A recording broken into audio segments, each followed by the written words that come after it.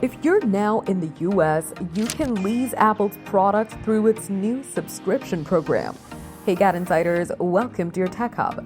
Apple Upgrade lets consumers to pay a monthly fee for a device instead of making an incredibly expensive one-time payment. When the lease is up, they can swap their hardware for a newer model, keep the device, or return it. There are extra fees to upgrade early or keep a device, or to terminate a lease before the end of the agreement. Apple Upgrade will replace the long-running iPhone Upgrade program and iPhone payments option in the US.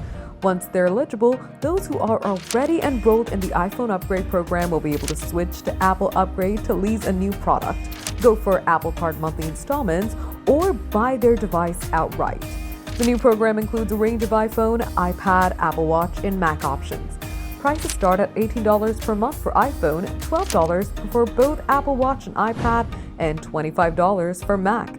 Just know that iPhone 16, iPhone 16 Plus, Apple Watch SE, MacBook Neo, MacBook Mini, iPad A16, and Studio Display are not available for the Apple Upgrade program.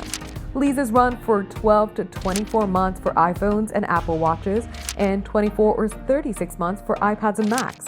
At the end of the term, customers can upgrade their device, purchase it with a one-time payment, or simply return it to an Apple store to leave the program. The new upgrade program is run by Klarna, and much like a credit card, you'll need to be approved before you can participate. Klarna provides an app where you can keep track of payments and lease pay information. You can also add Apple Card to any of the devices in your lease agreement.